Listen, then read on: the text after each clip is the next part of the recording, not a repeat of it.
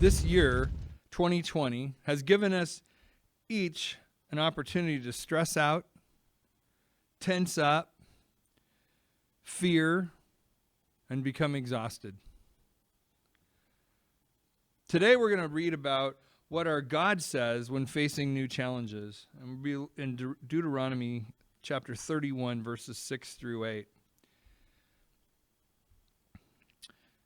Be strong and of good courage, fear not, nor be afraid of them, for the Lord thy God, he it is that doth go with thee. He will not fail thee nor forsake thee. And Moses called unto Joshua and said unto him in the sight of all of Israel, Be strong and of good courage, for thou must go with this people unto the land which the Lord hath sworn unto their fathers to give them, and thou shalt cause them to inherit it. And the Lord, he it is that doth go before thee. He shall be with thee. He will not fail thee, neither forsake thee. Fear not, neither be dismayed. Now, the backstory to this is that the children of Israel have been wandering around for about 40 years in the desert. And they're getting ready to go in and take the promised land. And this promised land is a place that was a few days' journey from where they started. They sent out spies to spy it out and see if it was takeable or they could conquer the land. You know the story. And there was 2 spies that came back with a good report, and the rest didn't. And Joshua was one of the ones who came back with a good report, said, hey, we can take the land. It's good. It's a great land. The others are like, oh, my goodness, the giants in this land are huge, and we're like grasshoppers in their sight, and we can never do it. Blah, blah, blah. So they spent 40 years wandering around in the desert. And then we know Moses, who's led them and been this great leader for them, had a place where he didn't do what God said, where he thought maybe he had a better plan. And as a result, he's not entering the promised land. He's going to see it. So there's this change of leadership that's happening. And changes of leadership are always disheartening for some. We always talk about change in a positive light, but none of us really like change. What we like is what we're used to, what we're comfortable with, doing it the same way. I know I sometimes struggle. I think I like change, but I sometimes struggle with change because down deep in my heart, I just like being good at whatever I'm doing already, and I don't have to think about it to do it. That seems easy to me. So there's this kind of angst that goes along with that. So they're going into a new land. And so that's a new, can I say normal for them? And they have a new enemy to face. I mean, it's not really a brand new enemy. It's, they've kind of had some skirmishes around this before. But it's a new enemy in the sense that they're taking it on anew. Kind of like if you've struggled with your weight and you've been on diets before, and then you decide, that's it. I'm taking a new land. I'm going for, 20 pounds. I'm going to lose 20 pounds no matter what. And I'm going to start my new diet. That's your new enemy, right? I've got to tackle that new enemy. That's kind of where they're at. That's the backstory to what's kind of going on here. And I was thinking about all the things that this year has brought our way. And, it's kind of like a 1970s rock show with top hits. The hits just keep coming. We keep getting one more thing and one more thing and one more thing until you just feel like I can't handle one more thing. We didn't expect this at the beginning of the year. That was the last thing we expected, was that this year would look like this.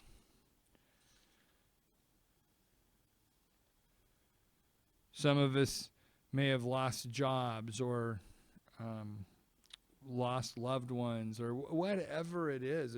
There's nothing about this that looks like what we're used to. And so our heart becomes troubled.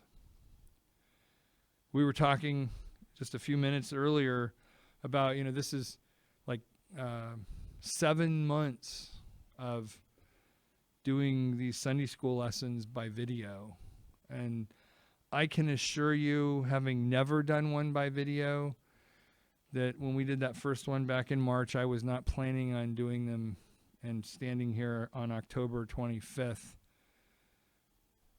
having done nothing but video Sunday schools all the way down the line. And I thank Pastor Steve for allowing me the opportunity to do that. I mean, most churches have not kept running anything like an adult Sunday school, and certainly not live streaming it or putting it on video. It's been a confusing year.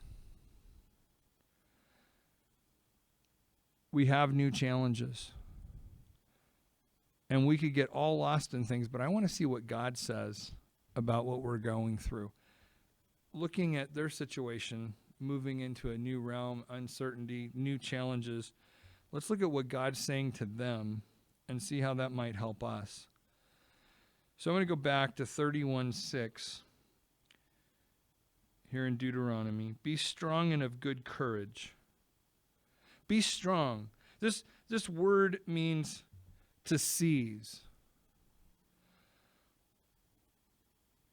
or grasp. I misspelled the word on my sheet there, but to grasp, grab a hold of, or fasten. In other words, be strong means grab a hold of something, seize it, hang on to it, fasten it down, and of good courage. Courage here is alert, steadfast of mind. So grab a hold of and pay attention and be steadfast in your mind. In other words, my mind is made up. I have decided what I'm going to do. I'm going to follow Jesus.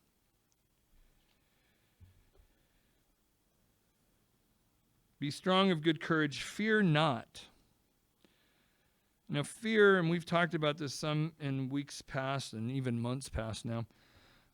Fear here is to revere with regards to being frightened.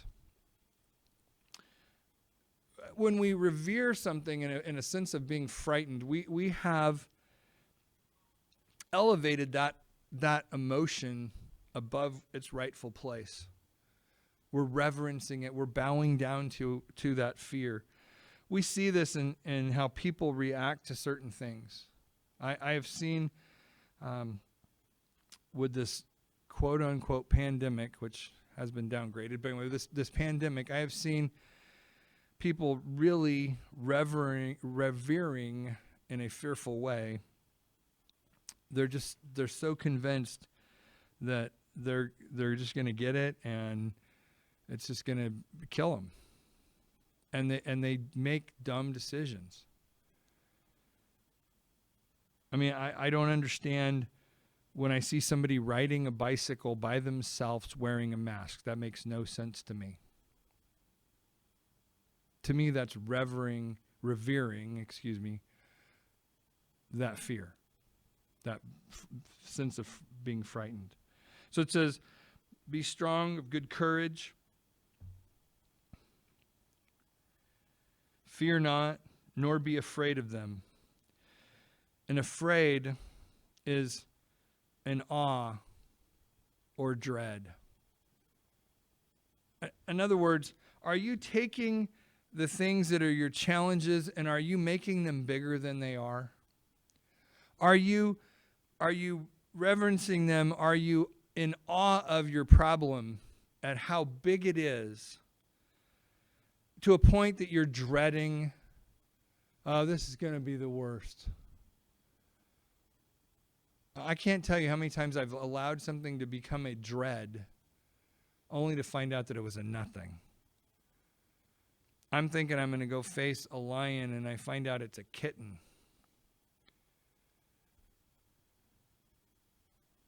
I had a phone call earlier this week that I had to make for work, and I knew it was going to be just miserable.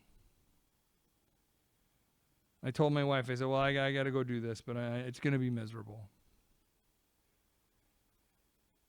And I made the call, and it was enjoyable. It was one of the easier things I've done all week. But I had allowed myself to be afraid of it, to dread it, to be in awe of it. For the Lord thy God,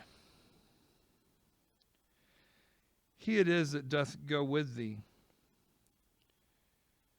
He will not fail thee, nor forsake thee. He will not fail thee. This is the idea of to slacken. As in, we have like the word detente, where you loosen the bowstrings. In other words, we let up a little bit. We're not quite as focused or ready. But what it says is that God that goes with thee, he will not slacken. He won't release the pressure off the bowstring. He's going to be ready to go to battle for you at any moment. He's going to be ready. He's going to be, in ready mode, ready to pull the trigger, ready to do battle. It says he will not fail thee, nor forsake thee. And forsake is the idea of loosen or let go. In other words, he's not going to let you go. He's not going to, instead of having your back, he's not going to look the other way. Instead of being out in front for you, he's not going to wander off and leave you standing there alone. I always think of, this leadership thing. I used to commute back and forth through the Bay Area many years ago. And Bob, you probably have had some experiences like this, maybe, depending on where you've commuted through the Bay Area from. But I was coming up from the area around Emeryville and that sort of thing, and I was coming across over by 80, headed towards the Richmond-San Rafael Bridge, and there was some kind of an accident. And they had a big sign up, detour, and an arrow. And it pointed me off the road I was on into Richmond. And that's the last sign I ever saw. Turn here, detour, and that's it. No, now turn this way or keep going that way or nothing. Just get off the road here. Good luck. It says God's not going to do that to you. He's not going to say, hey, I'm leading this direction. Oh, I got an errand to run. See you later. Just figure it out on your own. That's not going to happen. So he's not going to fail. He's not going to let up. He's not going to forsake. He's not going to loosen. And honestly, this is where I came with the lesson title, Intense. God's going to stay intense in your situation all the way through. You might loosen up. You might slacken. You might fail. You might fall down. But God's not going to. When we say, God's got this, guess what? He's intense about it. He's got it. Pastor Steve likes to say, well, God's not wringing his hands. No, he's not. But his eye is focused like a laser beam on your situation. He's alert, just like he's asking you to be when he says, be strong and courageous. In other words, alert and steadfast in your mind. Well, he is all of those things on your behalf, even when you're not able to be that way. The Bible says, in my weakness, he's made strong. Why? Because he's focused, because he's intense about you. His love for you is intense. His watch care over you is intense. He will not fail thee, nor forsake thee. And then Moses called unto Joshua and said unto him in the sight of all Israel, be strong, reiterating, and of good courage, for thou must go with this people unto the land which the Lord hath sworn unto their fathers to give them, and thou shalt cause them to inherit it. It's a very powerful statement. It reminds us of what God said, what God's done, what God's promised, and what God's going to do. And then verse 8 says, and the Lord, he it is that doth go before thee. This word go is the idea of walk. In other words, he's walking before you. He's walking with you. He's leading the way for you. He's going along. That's the walk. He's walking with you. You're not alone. He shall go before you, and he will be with you. When he goes before you, I love this word before, because it's the same word. It's translated in different places. Or different words are translated to this word in different places. But the idea of this word before is also like the word we get for face. And it's the part that moves. So it's, your face moves, right? That looks. This is like the table of showbread, the table of faces, where we meet God face to face. It says he's going to walk with you, and his face is going to be out front. His eyes are going to be out front. His focus is going to be out front for you. He will be with you. He will be with thee. Who? The Lord. The Lord talks about the self-existent one. And it says he will be with thee. Will be says he exists with thee. So self-existence, the great existence, the source of all, will go walk out front, his face out front, and exist with you. That's a pretty big promise. It gives me the ability to say, I can relax into his provision, because he's intense about my protection, my provision. And then it says, he will not fail thee, again, not slacken, nor forsake thee, not loosen. Fear not. Don't reverence it. Don't revere it. Neither be dismayed. And the idea of dismayed is when you break down. When it's the straw that broke the camel's back. Don't be dismayed. Don't let it pile up and become the thing that breaks the camel's back.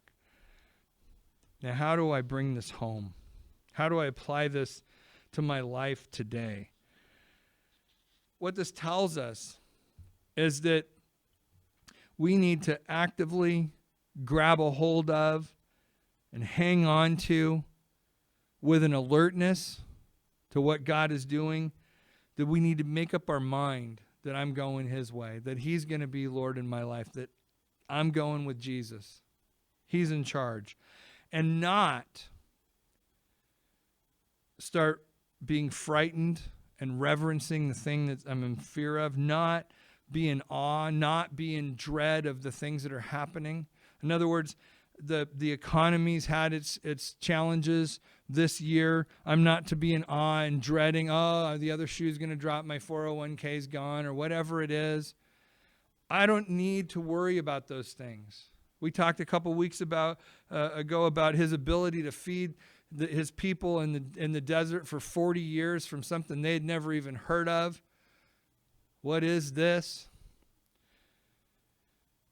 Well, this is God.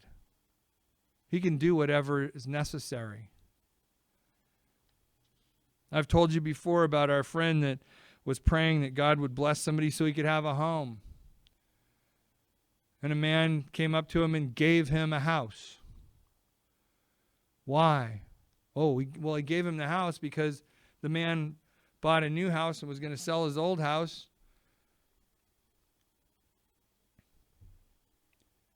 And he went in to make the mortgage payment on his old house at the bank, and they said, it's been paid off.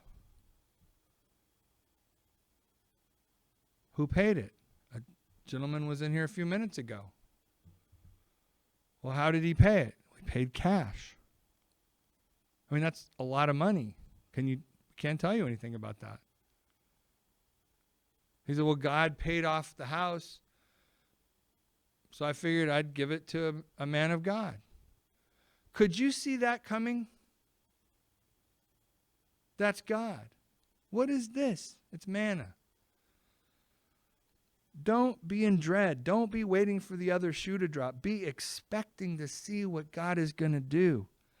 Why? Because he's not slack regarding you. Because he's not going to lose you. He's not loosening up with regards to his care for you. Because he's walking with you. Because he's going before you. He's got his face out in front of the whole thing, that he's going to exist with you. And he's saying, don't break down on me. Just trust me. I remember when I was a young boy, my dad had me climb up on a shed to get a ball or something.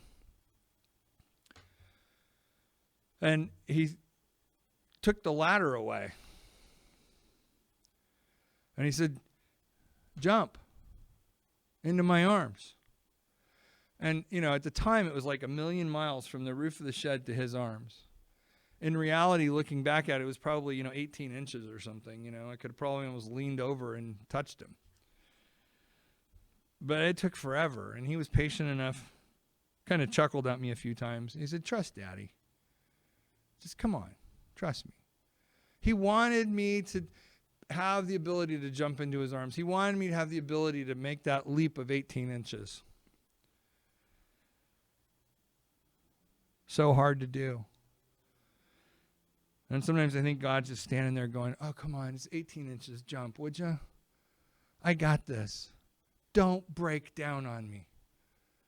Just go for it. Trust me.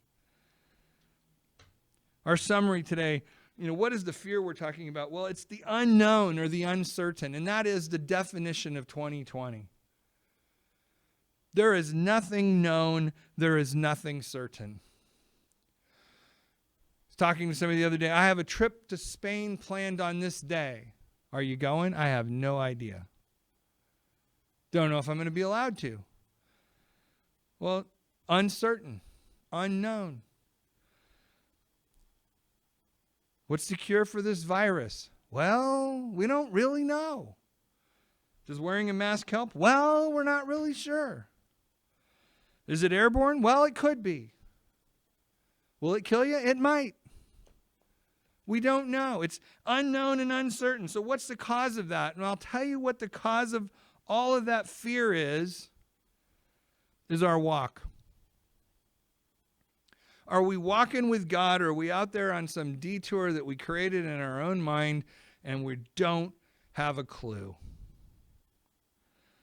Are you walking with God? That's really the question, because he's intense about you. He's paying attention. He's alert. How do we overcome? Well, I put this as a question mark, but we have to go to the Lord of the intense. We have to go to God and recognize he's intense about this. He cares about me. It's not that he cares in general. It's he cares about me. And he's not slack or loose with regards to me. And why does it matter? Well, it matters because that's how we can take the new lands that he's promised us.